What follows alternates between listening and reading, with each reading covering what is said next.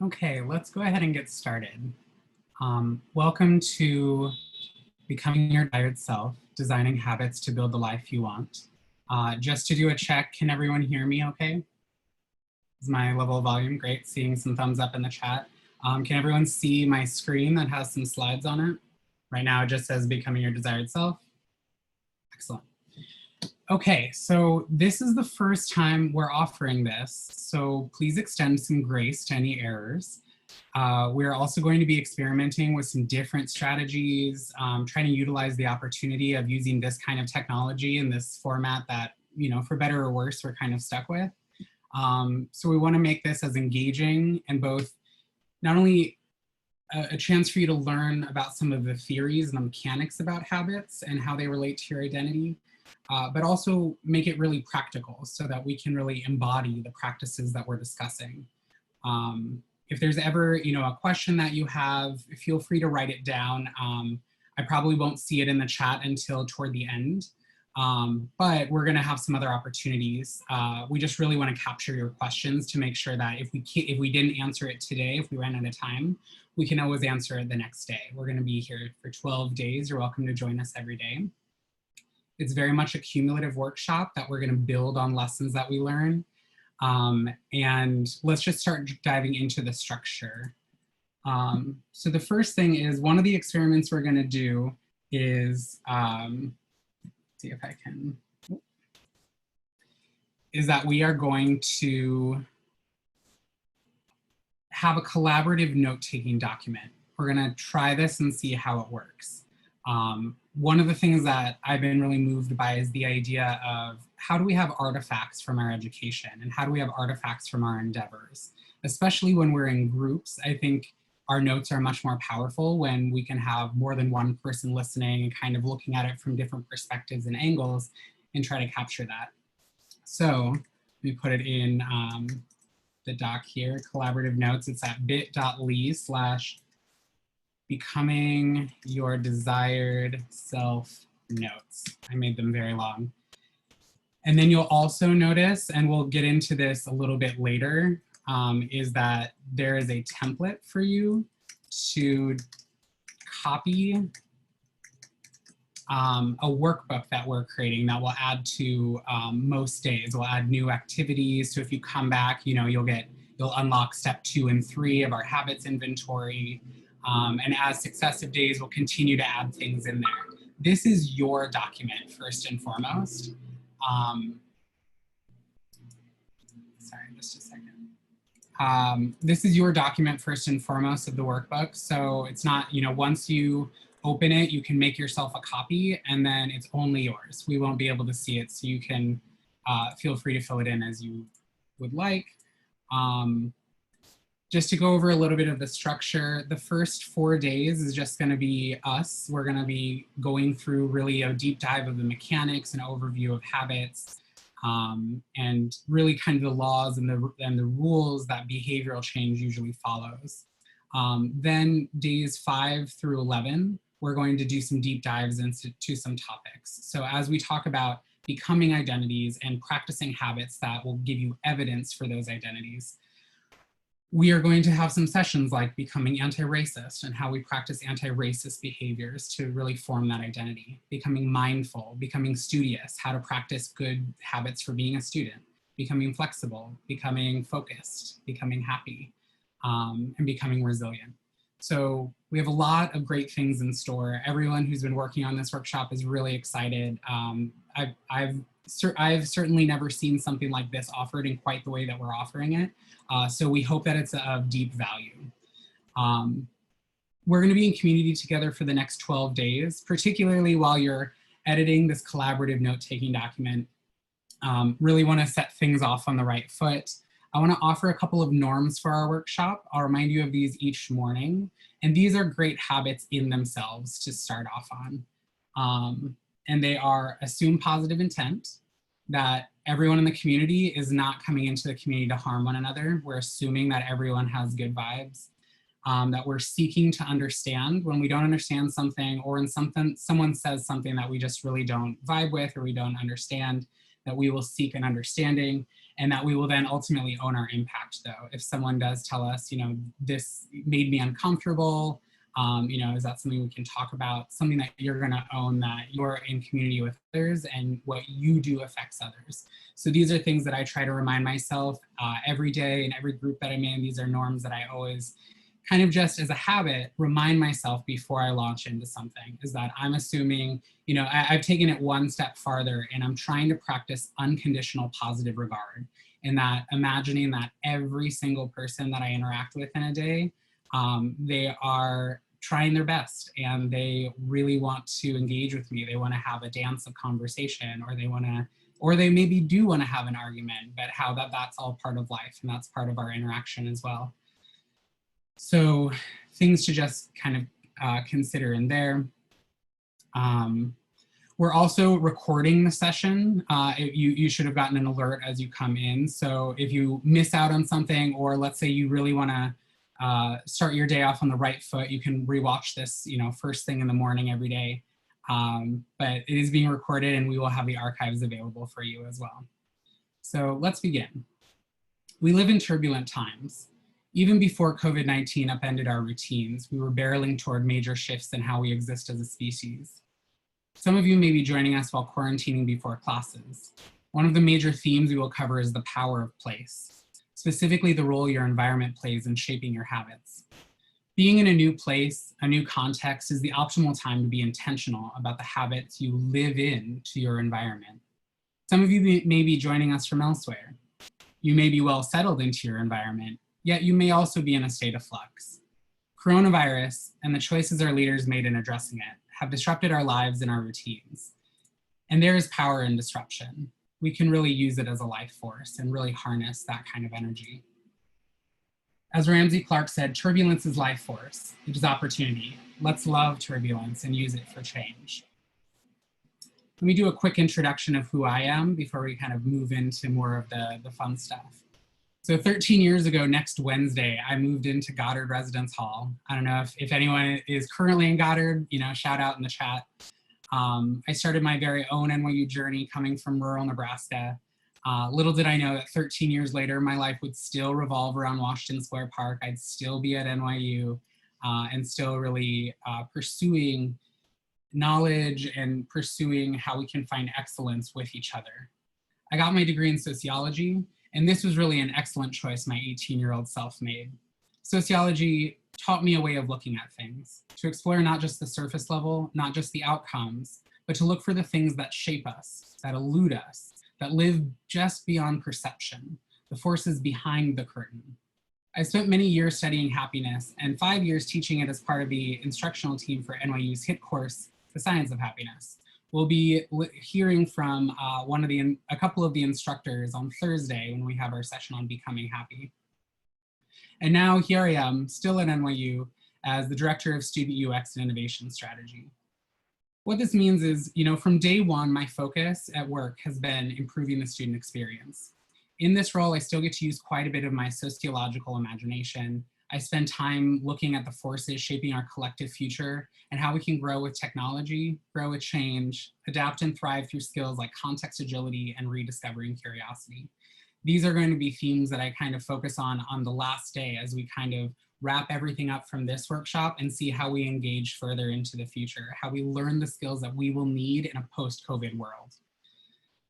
In this role, we also focus on process and service design. We're attempting to map the entire student journey through active listening and collaborative problem finding, and then creative solution. We're always seeking ways to add value to your NYU journey and prepare you for an uncertain world. This workshop is really a result of thinking there's a lot of value that we can have in using this time if you're quarantining or just preparing or just aren't curious about what kind of habits that you currently have that might be below your level of awareness, and identities that you want to adopt and thusly practice and embody through your habits. A lot of our office functions and looking at service design also looks at feedback loops and systems thinking. So it might think, why is this person who really looks at the process of how the student experience is reproduced? Why is he here talking about my personal habits and my personal identity? Well, habits are more or less just feedback loops, and we'll talk about that in a little bit. So we are systems. This is an there's an awe-inspiring amount of harmony going on inside of our bodies. So we are replicating our cells, executing code from our DNA, breathing our lungs, absorbing nutrients, firing neurons, and feeling the wind all at once. But who's doing that? For that matter, how did you wake up this morning? Did you think yourself awake? Your conscious thought is not required for much of the functioning of your body. You may bring conscious attention to activities like breathing, but your body won't stop breathing if you get distracted. Can you consciously grow your fingernails? Can you think your hair longer? The body functions harmoniously through systems, very complex organ systems that make up an organism. The brain is one of the most complex mechanisms that we know. And we will talk, not ad nauseum, but we will talk a lot about the brain tomorrow and Saturday. The brain is one of the most complex mechanisms that we know, and it learns and predicts and chooses the most efficient option to deliver a reward and repeats it over and over and over until the behavior is automated. A habit is a well-worn path for how to respond to a certain situation, practiced hundreds and thousands of times before. Just as conscious thinking is not required to make our fingernails grow, we unconsciously perform an estimated 40 to 50% of all of our actions on any given day out of habit. Below our level of consciousness, below our level of awareness. What this means is you don't have to think, digest food, absorb nutrients for your body to just do that. And what we're seeing from the research is there are other things like picking up our phone, like how we walk, like how we speak. Even the things that we think, our cognitive behaviors, our implicit biases, are all habits, and they're all usually firing constantly on top of each other throughout the day in response to situations, in response to our environment. For instance, when speaking, how long does it take to think of how to bend your tongue and make sound before the words come out? We habitually think in language now, but at one point in our lives, we had to struggle to learn how to shape the words and how to string them together. We failed again and again and again until finally it started clicking. And now there is maybe a nanosecond between my neurons firing and sound leaving my mouth. So are you consciously aware the entire time you're showering? Think about things that you do so frequently and that you've been doing them most of your life. Or do you let your mind wander while your non-conscious mind is running the shower script? Have you ever been lost in thought and forgot if you washed your hair or not? These are all kind of symptoms or evidence that these habits are happening behind the scenes, that we go in sort of this autopilot mode. The biologists talk about how our fingerprints are very unique, our irises are very unique. We can also see things like our gait, like our walking stance, our pacing is actually as unique as fingerprints or as your eyes and your irises. We can see this with habits too. No two shower routines, no two ways of shampooing your hair are the same. They're very unique and they're very habitually learned. Usually habits like this are kind of unintentional, we fall into them. And that actually can be the majority of our habits. If we don't intend for them, if we don't plan for them, we kind of fall into whatever the environment is shaping us. Whatever the path of least resistance is always what the brain is looking for. And there's some exciting science that's come out in the last several years. One of them being that neurons that fire together wire together. The more times you fire the same sequence of neurons, the more worn the path becomes and the easier it is to tread. Our habits have an incredibly nuanced and profound impact on us. They are us, and yet they aren't always easy to recognize. We are pushed and pulled and silently led by what we are wont to do. And this is not just our hygiene routines, like showering and that kind of thing. Every action has the potential to be habituated.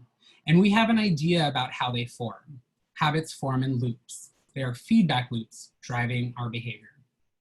So what do we mean when we say a habit? What is it? A habit is a routine or behavior that is performed regularly, and in many cases, automatically. Habits are simply reliable solutions to recurring problems in our environment. Your habits are solutions to a problem. Whether you can identify it or see it as a problem in that way, there is some motivation to act, something in your environment, whether it's something external or whether it's an emotion. Something triggers you to desire an internal change of state. And then your habit, the response is a solution to that desire. So these habits are solutions to situational challenges in your life. This challenge may, one of these challenges, for example, maybe you smell a donut and now you desire a donut. And your solution to this desire is to eat a donut. This is a very simple habit loop. And then you're rewarded at the end of it because you were, Aaron now wants a donut, I see. The reward, I'm causing triggers and cravings right away. Your reward is that you have satisfied that desire for the donut. And so the next time you smell a donut, your brain is automatically gonna think, you know what worked last time? Eating a donut. So should I repeat that behavior? I'm sorry, if we were in person, I would have brought donuts. If there was an easy way to send you all donuts, I certainly would. So let's just dive into exactly what habits are made of. What exactly is the feedback loop that is a habit? So cues start the whole process off. Cues trigger a craving in us.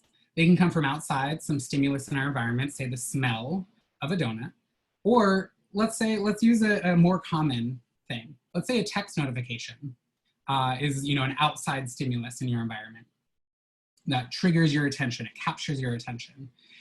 Or they can come from inside, say an errant thought or feeling. These are just things that activate the whole habit loop. It's a cue. If you're familiar with some of the traditional psychology, you might be familiar with Pavlov's dogs or B.F. Skinner's operant conditioning. You might see this you might have read about this in The Power of Habit by Charles Duhigg, or Atomic Habits by James Clear, or Willpower Doesn't Work by Benjamin Hardy. There is no shortage of books on habits out right now. And let me just, in that note, say that a lot of what we're bringing together, we'll share with you in resources in the workbook, and we'll put it in the collaborative note-taking document. If you had to read just one book on habits from all the research I've done, I highly recommend Atomic Habits by James Clear. I think it's the most comprehensive and digestible way to look at this thing that really, these habits and these behavioral change mostly is operating out of our immediate consciousness and outside of the things that are immediately visible to us. And so it can be really complex when you're learning about these things. So the cues start off the whole process. They create a craving, and cravings provide attention. They provide an itch to be resolved. Most cravings come down to satisfying a desire or alleviating pain. Cravings provide us the necessary motivation to act. Without a craving, there is no habit. We could be cued by something, but if it doesn't inspire an internal shift in us, if it doesn't inspire a craving, then we have no need to act. We will just ignore the cue and keep going along our lives. And then of course, the third thing, our response, is the actual habit that one performs, is the action or the thought that happens in response to the cue and craving. And then finally, our response attempts to satisfy the craving and delivers a reward. And if the reward is good, our brains, the prediction machines that they are, they're always scanning our environment for rewards. They learn this behavior, and as one worth remembering and repeating again for the next time this cue pops up. Tomorrow, we're gonna be really diving into this and getting into the nitty-gritty of what is a cue, how do you identify it, so that we can really start to scan our own environments and see what is cueing our typical behavior. And I can't overemphasize how exciting it is for those of you who have just moved into a place, because tomorrow and Saturday, we're going to talk a lot about environment design. We're going to talk a lot about how our habits are situationally and contextually applied. We aren't the same identity in all contexts. In one context, I'm an employee. In one context, I'm a boss. In one context, I'm a son. In one context, I'm a brother. In one context, I'm a friend. All of my behaviors may be very similar among these contexts, but they change ever so slightly. And we are moving from context to context constantly throughout our days. And as COVID-19 and sort of just the state of the chaotic world we live in, our contexts are not only going to continue to shift on a seismic societal level, we don't know that may be the new normal. We may constantly be shifting contexts all the time. Hopefully we're not constantly shifting, quarantining and moving in locations. But in all of this movement and all of this commotion that's happening, how do we feel a sense of stability? And that's something that if we can really hone in on what are the habits that we perform and how do they reinforce the identities we desire, then we can kind of have this sort of core stability regardless of what's going on externally. As an example of this habit loop-in process, you notice a text message on your phone, a text notification. It's the cue, and it triggers a craving to consume the message and maybe dismiss the notification, which causes you to respond by picking up the phone and checking the message, which is then rewarded with the relief from FOMO, the fear of missing out. What could that text be? And then reinforces the behavior of checking your notifications when cued. This is a very simple habit loop that we all have probably in spades, where I think as a society, we have yet to really have good practices around limiting or creating boundaries with our technology. We allow notifications to kind of interrupt us at any point in time. And we'll get kind of deep into practices that we can do to kind of fight against that when we talk about becoming focused next Wednesday. So to illustrate just how powerful and automatic our habits are, I'm going to propose an experiment for all of us. So if you will take out your phone, and I'll do it here on camera so you can see what I'm doing. So, you know, with an iPhone, the apps will realign, sort of force justified in an iPhone. But I'm going to take my top leftmost thing, I'm going to edit my home screen, and I'm just going to move that to the bottom, right? All of my other apps kind of moved around. If you have an Android phone and this doesn't happen, just move, you know, one of your most frequently used apps to the next screen. Just take it off your home screen. Just alter that home screen environment. Just, you know, let's do it for the next few days or the next week. We'll check in on it. Those of you who will hopefully return in the workshop in coming days, we'll kind of check in about this in the weeks. But I really want to emphasize the power of habits. And you'll, you know, as you pick up your phone, it'll be evident to you. So keep it like this for the week and kind of just pay attention, bring your awareness to it. So moving on, what are your habits and where did they come from? We don't choose our earliest habits, we imitate them. This is by James Clear. I'm going to be quoting him a lot. Again, he wrote this phenomenal book, Atomic Habits, highly recommend. But generally, we imitate our earliest habits, and we really imitate the habits of both the accepted norms in the environments that we're in and of the people that we're closest to. You know, there's a saying that you become the average of the 5 people you hang out with, and habits are absolutely at play here. We adopt the habits and we adopt different mannerisms and we adopt different speaking styles and thinking patterns of the people that we are habitually exposed to. We follow the script handed down by our friends and family, our church or school, our local community and society at large. Each of these cultures and groups comes with its own set of expectations and standards. When and whether to get married, how many children to have, which holidays to celebrate, how much money to spend. In many ways, these social norms are the invisible rules that guide your behavior every day. You're always keeping them in mind, even if they are not top of mind. Often, you follow the habits of your culture without thinking, without questioning, and sometimes without remembering. Behaviors are attractive when they help us fit in. And now that you're in new contexts and new environments and with new social norms, you know, this is yet another thing to really, and this is one of my deepest hopes for you. You know, a lot of things that I would say when teaching the science of happiness, I'll bring in here and say them here. You will get as much out of this workshop as you put in. The extent to which that this can change your life is exactly how much you want it to change your life. I'm going to give you as many tools as I personally know to help you really define these habits, to really define these identities, and then to really put them in practice and embody them.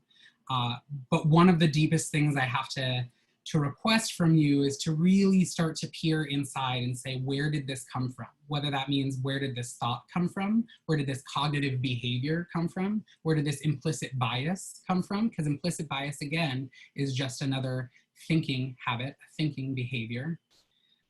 Or, you know, where did I get this urge to always procrastinate? How did I get this behavior around constantly consuming media, whether it be social media or, you know, traditional media, streaming media like Netflix or Hulu? thinking about where these behaviors come from and whether we chose them or if they were conditioned upon us, if they were impressed upon us.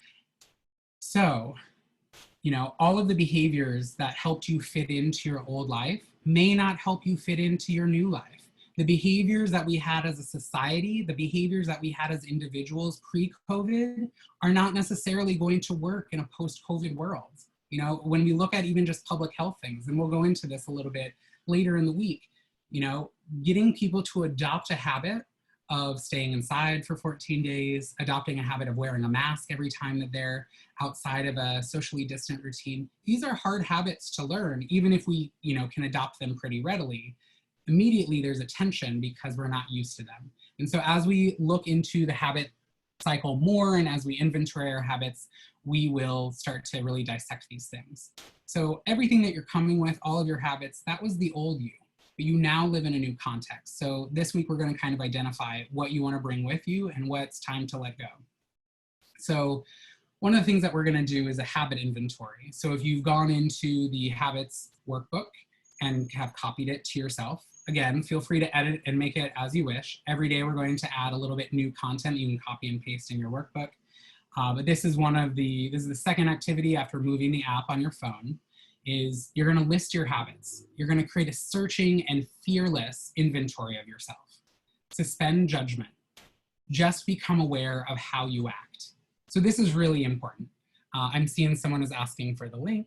Sorry, I didn't have it copied. Let me find it up here. There you go. So again, you're going to list these habits and just kind of think about things that you habitually do. You know, think about how you pick up your phone. Think about how, I'm sorry, people are saying it's not showing up. Bear with. Has anyone succeeded in getting the workbook? No? Hold on. This is just a technical issue. Oh, there's some yeses. Okay. Can someone just, Erin, maybe could you just drop in the link in the chat? There we go. Some people are sharing it. Okay. So hopefully everyone has a problem now. Thank you for folks jumping in and helping out here. Okay, so going back, right now it's just a list. There's 19 columns. Feel free to add or delete. There's no right or wrong answer. You're going to continue to add on this, you know, potentially the rest of your life. You know, there's never an end point to reviewing and resetting and adopting new or breaking, you know, habits that don't serve us anymore. So really suspend judgment on this one. We'll get to an explanation of the so-called good habits and bad habits in subsequent days. But in this process, just simply notice. Don't blame yourself for perceived faults. Don't congratulate yourself on perceived successes. Observe as if you were watching someone else.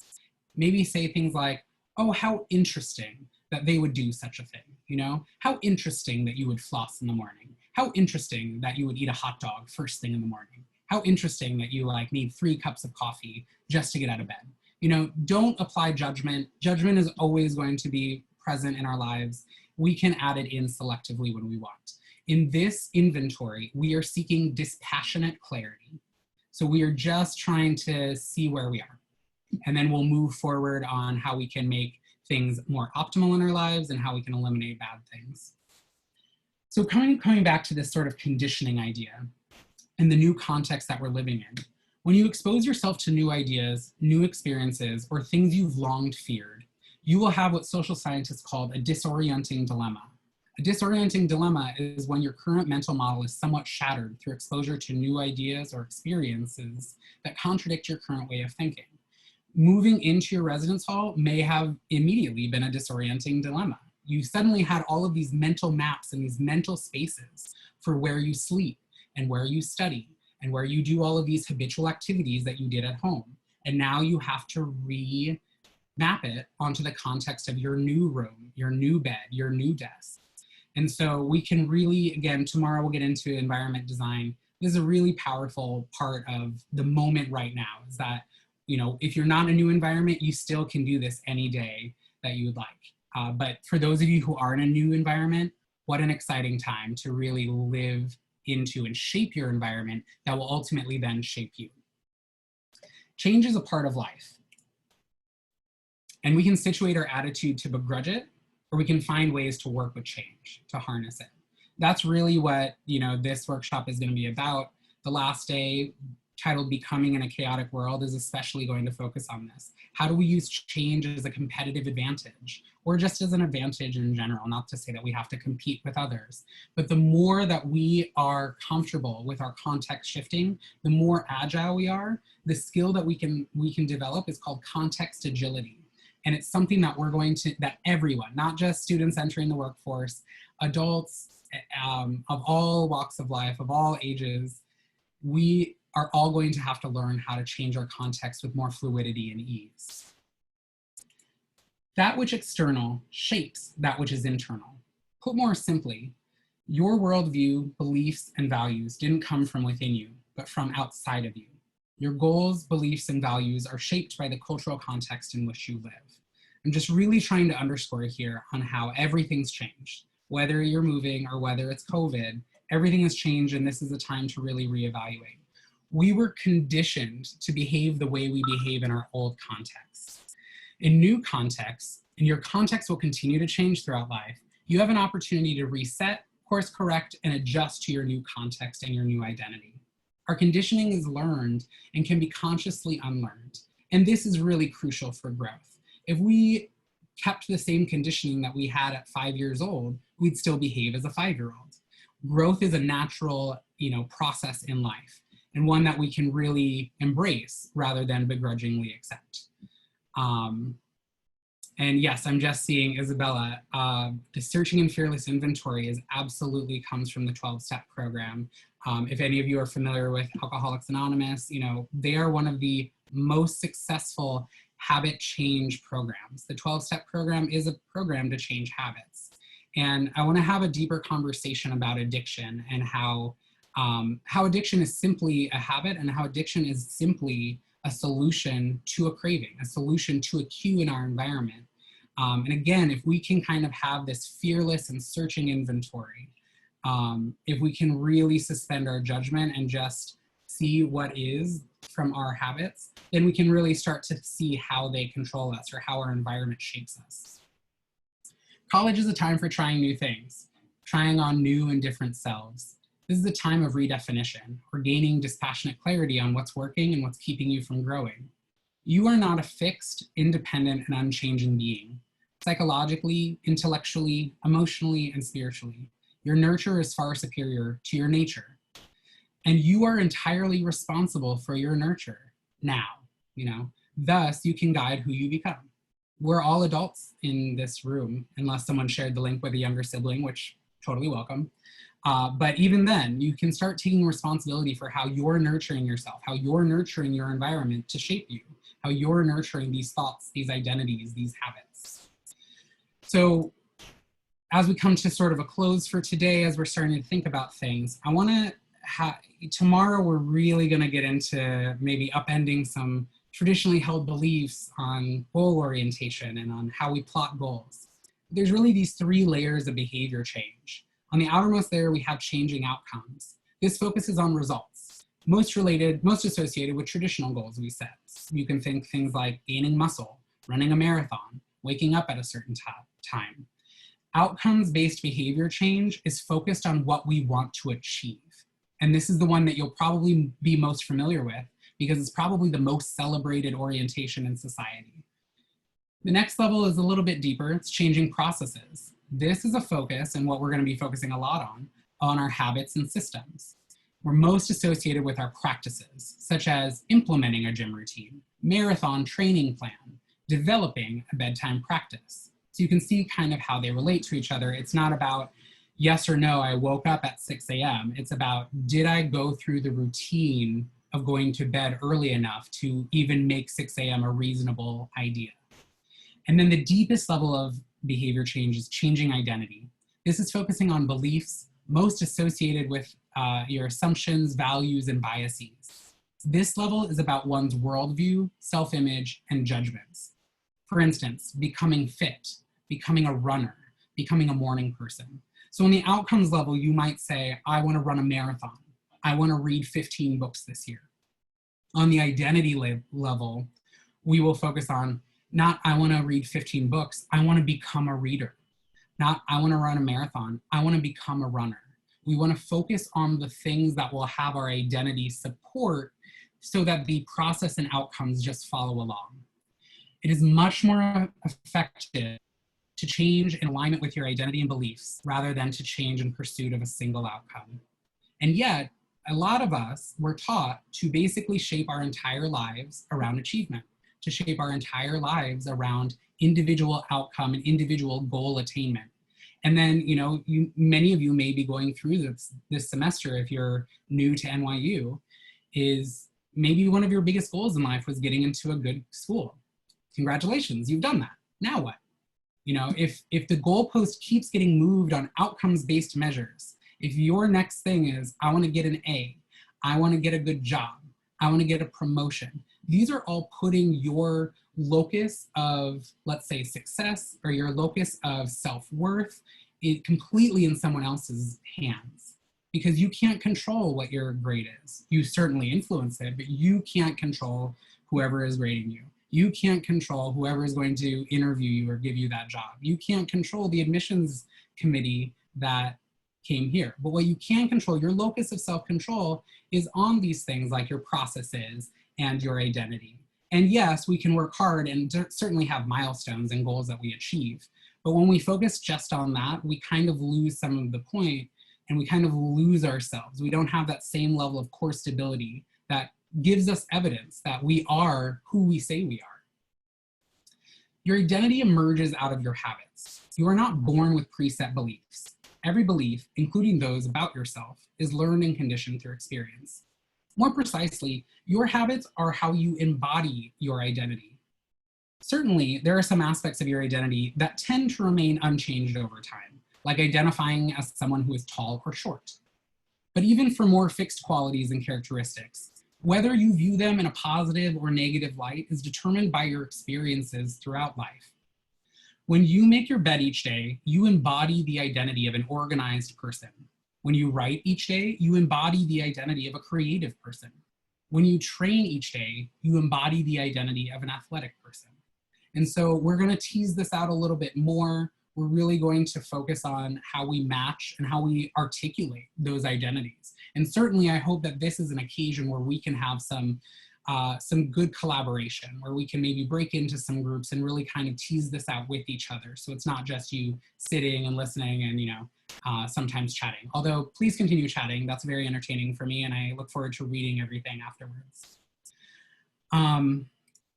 So I just want to go back to the workbook for a moment. The second activity, and again, you can spend as much time as you feel moved to on this. We will be adding nuance and adding complexity to these activities in the coming days.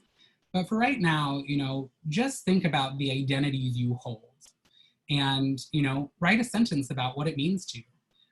Just as a personal story about this, when I was growing up, hated running.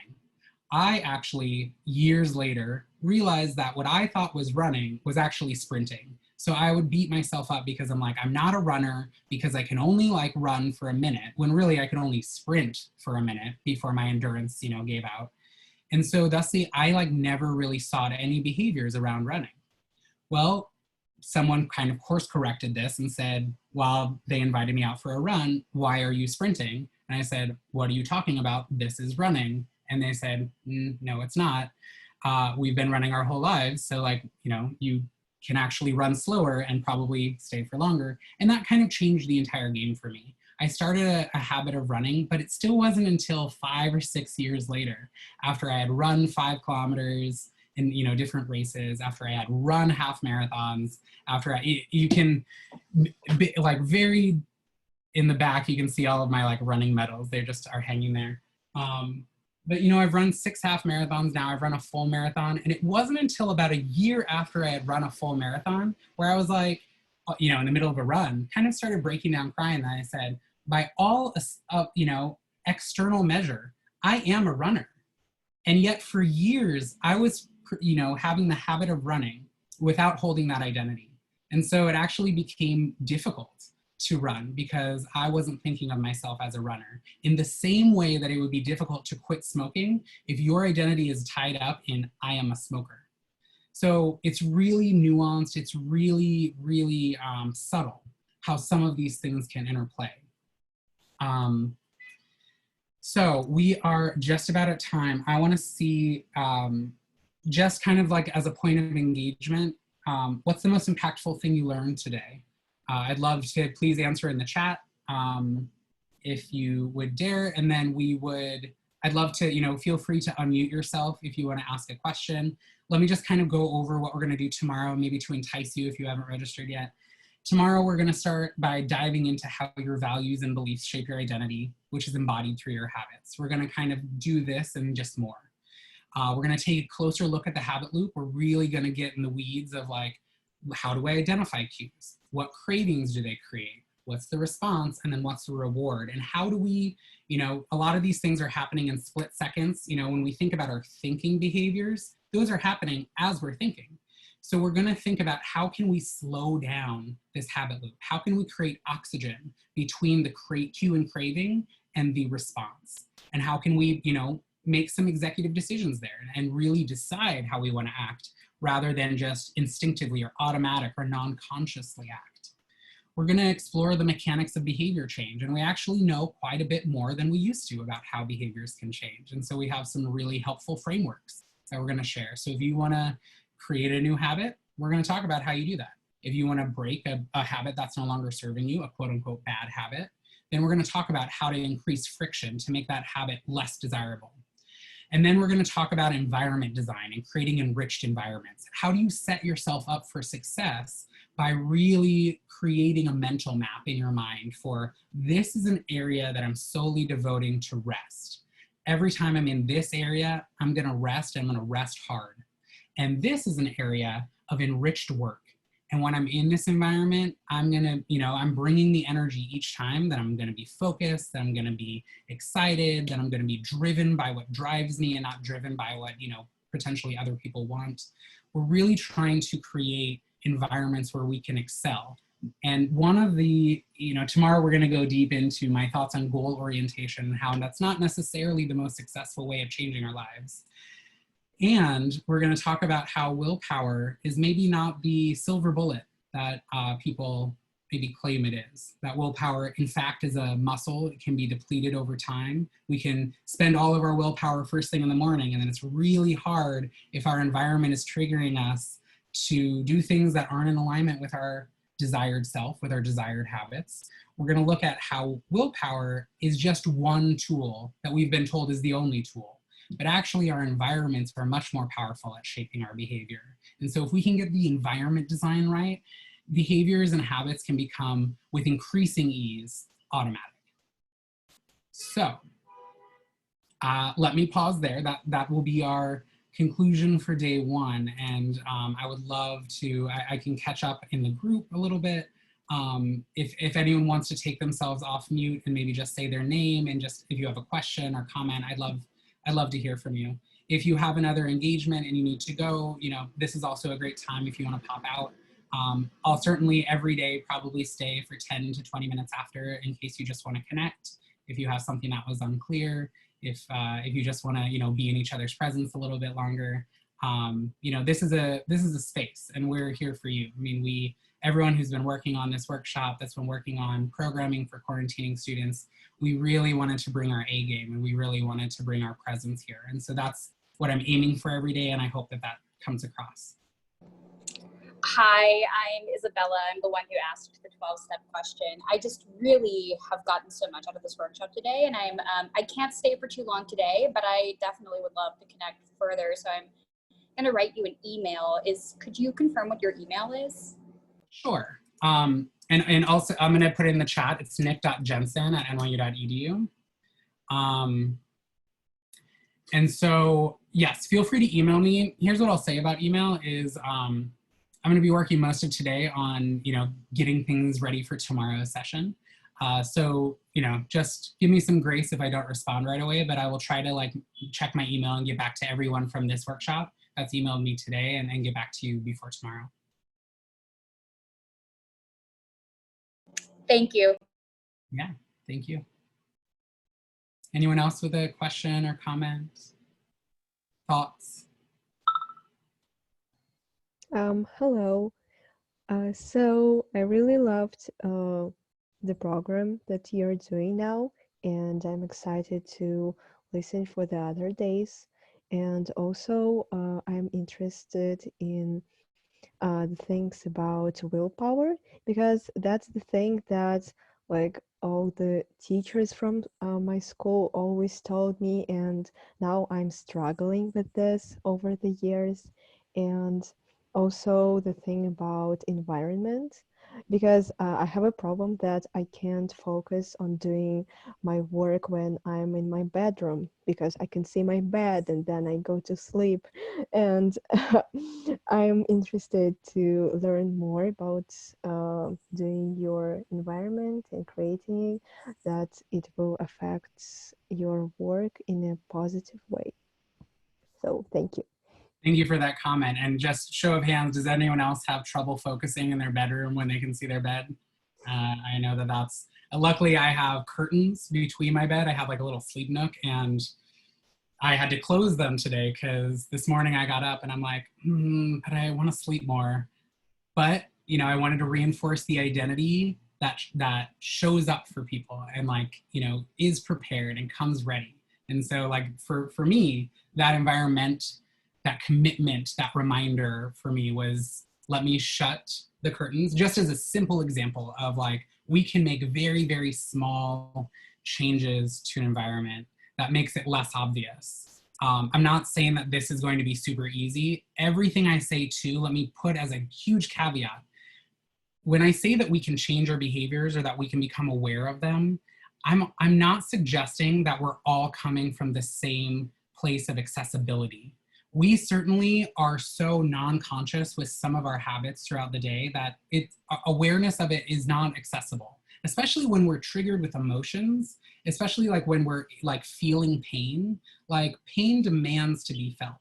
And so when we're in pain and we are focused on the pain, that's not going to be a great time where we can have sudden clarity on what caused the pain or what habits may have led to that, you know. And one of the big things is that, and we'll talk about this tomorrow, that habits have a compounding effect, that our good habits, when repeated daily, they continue to give us, you know, increased and exponential dividends, especially as we continue to tailor the difficulty of our habits and we continue to train to the next kind of milestone of ability, if that's the orientation of the habit. But I never want to suggest that any of this is obvious, that any of this is necessarily easy. The more we go through it, and every day we're going to start with like a little bit of, you know, just a few minute review for people who are new on just like the very broad strokes of the things that we learned the day before, so that we can continue to repeat it. And the more that we repeat it, the more that we create a habit of identifying habits, the more that we create a habit of awareness and mindfulness, the easier that's going to become, and the more like we will be able to apply this framework in absolutely every lens of life. And sorry, I'm hearing a siren. And not only that, we can see this in our personal lives. We'll be able to apply almost everything that we learn in this workshop. We'll be able to apply it to our networks, to our groups, to our friend groups, to our institutions and organizations. You know, you'll be able to see how we have organizational habits at NYU, where we have social norms at NYU. And you'll be able to see this as societal habits too. Like this is very pervasive. And so it's really exciting because it's really, you know, also kind of peeling back the curtain and say, have a look behind. What is running in the undercurrent that we can't necessarily see? And so all of that ramble was just to come back to, I can definitely appreciate the idea of how our environments, especially when we can see things like our bed in direct view, can really destabilize our focus and really kind of get us off track. As someone else unmutes, I'm just seeing if we can't attend a specific day, where can we find the recording? We're building a site out today that we are planning to host on nyu.edu, that we're going to be hosting the recordings. We will we'll certainly give it tomorrow as well, but we'll email everyone who registered today so they can easily find that webpage.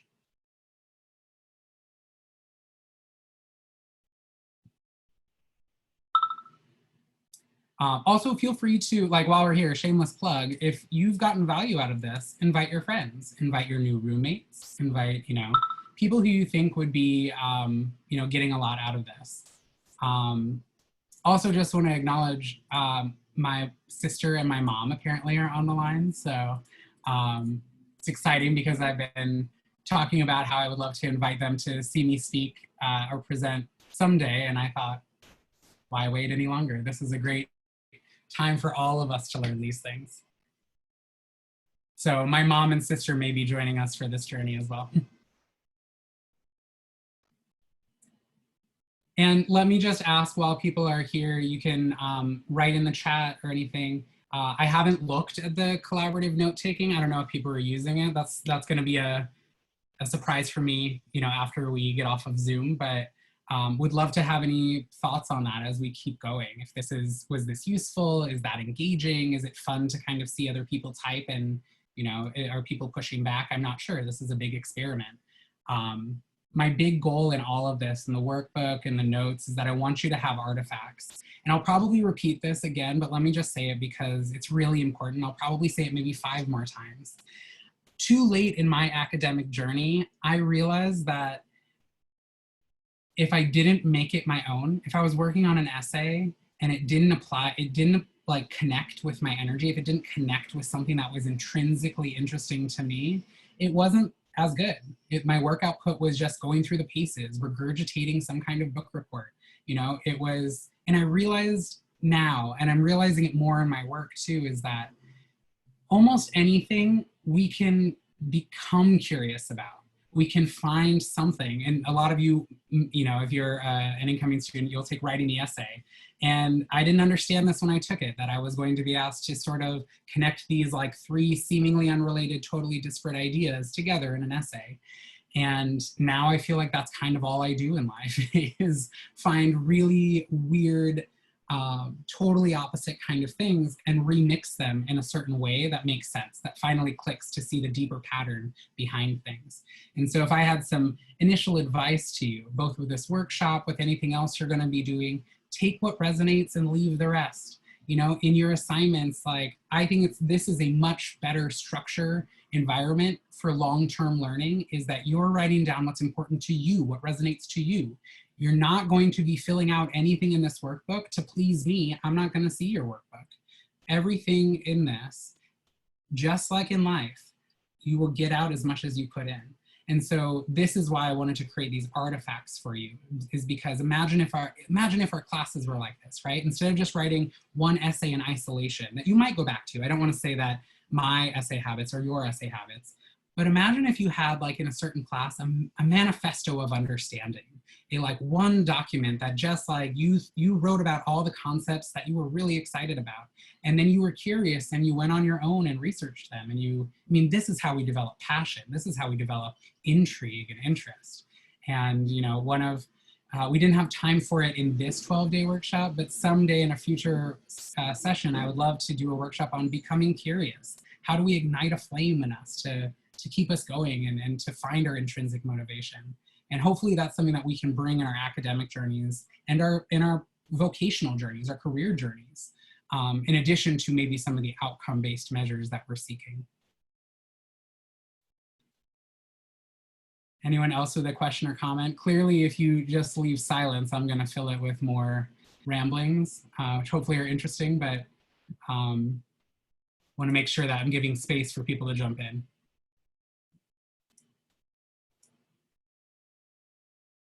Someone said this earlier, but they were talking about willpower and how that has been kind of challenging for them. And I agree, like my mom is always saying, like, you need grit, and she'll, like, you know, kind of to build lasting habits. She always really talks about just having grit, I guess. And it's never really like panned out, I guess, in the way that I had hoped. So I hope that the environment kind of focus will help me with that.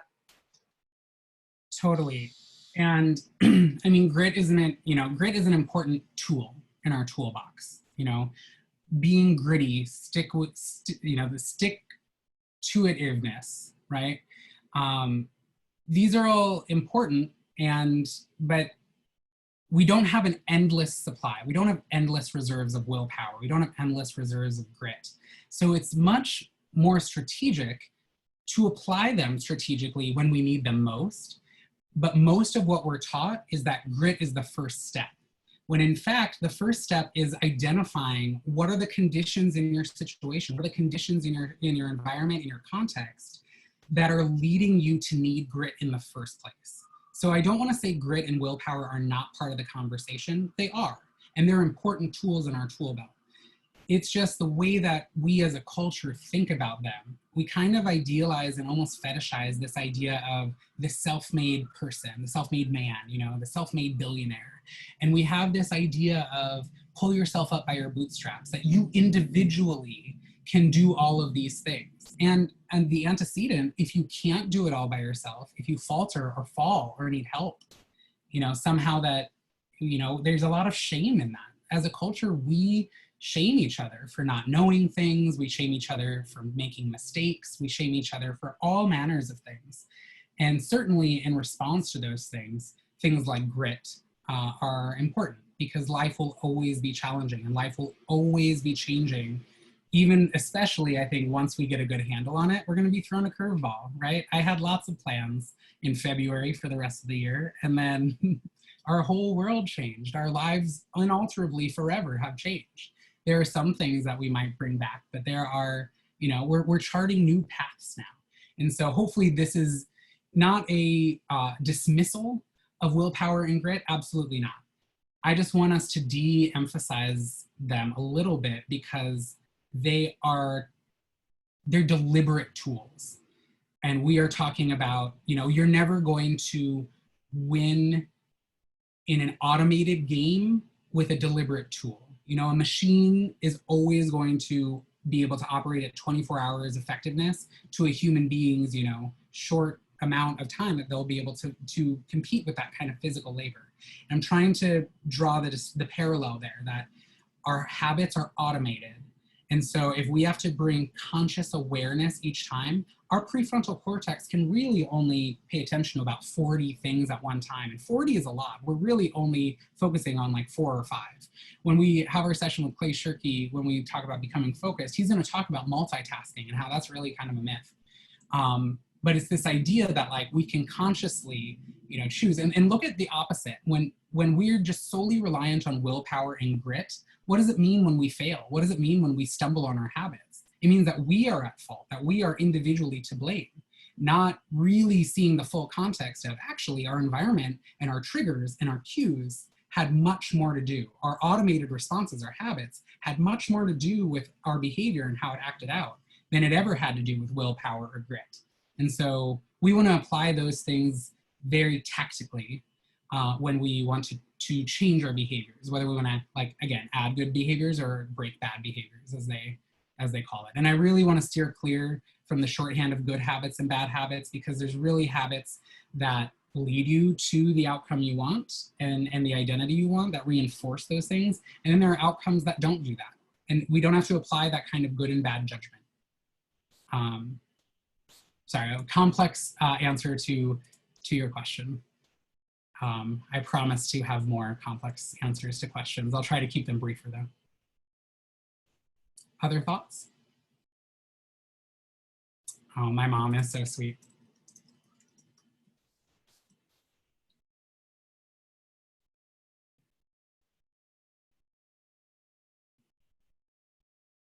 I always take silence as a really, I'll invite you to start thinking about this habitually. Whenever there's silence in a Zoom room, I think it's, you know, it's not the absence of conversation, it's that we're all just being present and breathing together.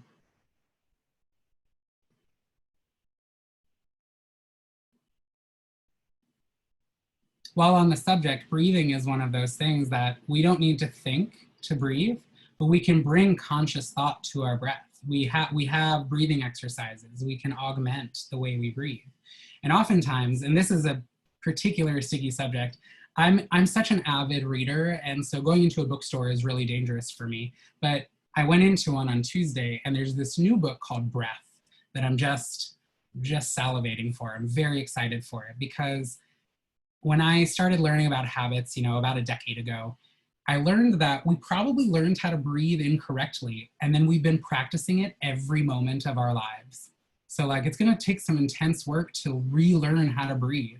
We're really breathing shallowly, and it leads to all kinds of different things. You've heard maybe the sleeping disorder, sleep apnea, where you're not getting enough oxygen while you're sleeping. There's something called email apnea, where it's an actual condition where we're emailing, and emailing gives us such anxiety. It becomes such a like variable reward of like, are we going to get some kind of difficult assignment from our boss? Are we, is that person going to come back to us with what we need? Whatever it is that some people stop breathing when they're emailing. And so this is another thing to really bring awareness to is like, if we want to be a deep breather, let's say that's an identity we want to have, we want to be really grounded, and yet we're not breathing when we're emailing, that's something that's really at odds. Those are two habits that are really at odds with an identity. So I'm just so excited I'm seeing all of these different things. Thank you for the session. Looking forward to tomorrow. Learned a lot. This is really meaningful for me. Thank you for all of this. Again, when we talk about feedback loops, this is my feedback loop to know like, was this good? Also, if you all have any ideas on like, did I go too fast? Was I too soft? Was I too loud? Any of those things are helpful feedback to me too.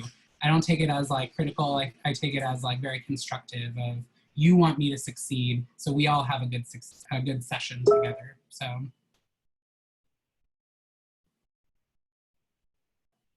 awesome. Well, I'm gonna hold space for a few more minutes. Feel free to hop off if you want to go. Feel free to stay on. I'll stay on until about 12:10, and then I'll end the recording and we'll wrap for the day.